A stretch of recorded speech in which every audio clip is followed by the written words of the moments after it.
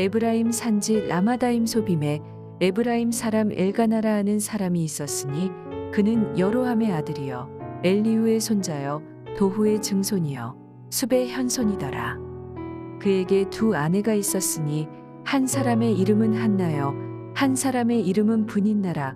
브닌나에게는 자식이 있고 한나에게는 자식이 없었더라. 이 사람이 매년 자기 성읍에서 나와서 실로에 올라가서 만군의 여호와께 예배하며 제사를 드렸는데 엘리의 두 아들 홈니와 비느하스가 여호와의 제사장으로 거기에 있었더라. 엘가나가 제사를 드리는 날에는 제물의 분깃을 그의 아내 브닌나와 그의 모든 자녀에게 주고 한나에게는 갑절을 주니 이는 그를 사랑함이라.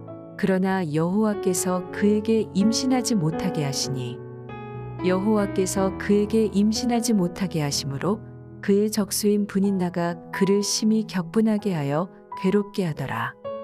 매년 한나가 여호와의 집에 올라갈 때마다 남편이 그같이 하매 브닌나가 그를 격분시키므로 그가 울고 먹지 아니하니 그의 남편 엘가나가 그에게 이르되 한나여 어찌하여 울며 어찌하여 먹지 아니하며 어찌하여 그대의 마음이 슬프냐 내가 그대에게 10 아들보다 낫지 아니하냐 하니라.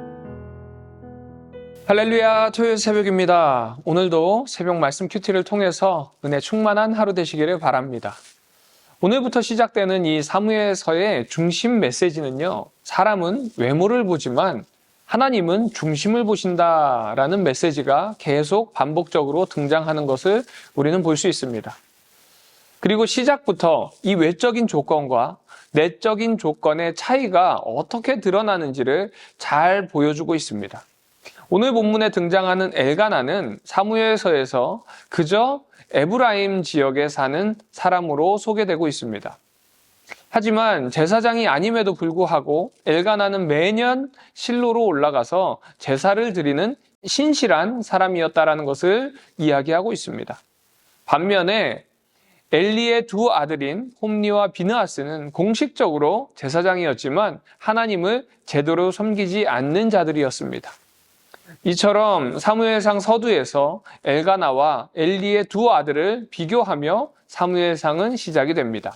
그리고 이어서 또 다른 대조의 인물들이 등장합니다. 바로 엘가나의 두 아내인 한나와 브닌나입니다. 브닌나는 엘가나의 자식을 생산하였기에 더 사랑을 많이 받을 거라고 짐작하지만 우리가 잘 아는 것처럼 실제로 한나가 더 많은 사랑을 받았습니다. 외적인 조건은 브닌나가 사랑받을 조건을 다 갖추고 있지만 남편인 엘가나는 외적 조건을 보는 것이 아니라 조건과 상관없이 한나를 사랑하고 있었습니다. 이 모습은 엘가나가 화목제를 드린 후에 제물을 나눌 때에도 드러납니다. 한나에게는 마치 장자에게 갑절의 유산을 주듯이 그 몫을 갑절로 주었던 것을 우리는 볼 수 있습니다. 이처럼 하나님께서는요, 우리의 외적 조건을 보시지 않습니다. 하나님께서는 우리의 외적 조건이 아니라 우리의 내면을 보신다라는 것을 깨달으시기 바랍니다. 그러나 엘가나의 이런 사랑에도 한나는 고통을 완전히 없애지 못합니다. 여인으로서 자녀를 낳지 못하는 것은 큰 결핍이고 수치로 여겼던 당시 문화 속에서 한나는 무엇으로도 위로받을 수 없었을 것입니다. 이 문제는 어떤 노력으로 해결할 수 있는 문제가 아닙니다. 이에 한나는 하나님께 간절히 기도함으로 문제의 해답을 찾으려고 하였습니다.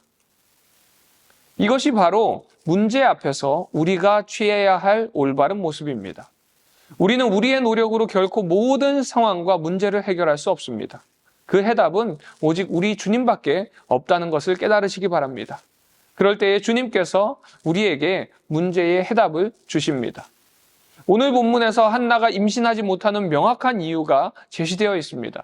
그 이유는 다른 것이 아니라 바로 하나님께서 임신 못하게 하셨다는 것입니다.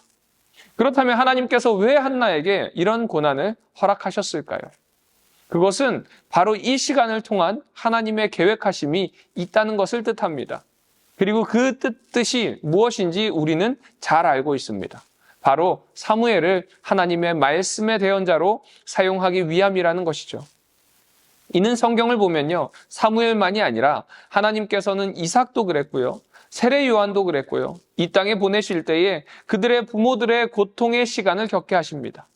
그리고 그것은 하나님의 선하신 뜻이 우리 안에 숨겨져 있다는 것을 잘 드러내주고 있습니다.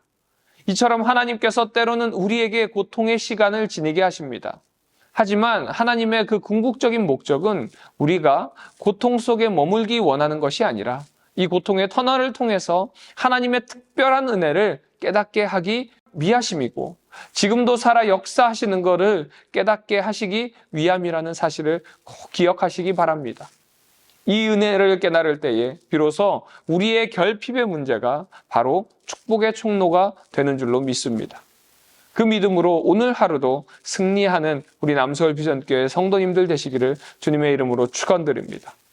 우리가 간절히 원하는 것은요, 하나님께 내어놓고 기도할 때에 오늘 주실 수도 있고 안 주실 수도 있지만 이 문제가 분명 하나님께서는 선하게 우리의 인생에 사용하신다라는 것을 믿고 주님께 간구함으로 모든 문제와 상황과 환경 속에서 주님께 영광 돌리는 우리 남서울 비전교회 성도님들 되시기를 주님의 이름으로 축원드립니다.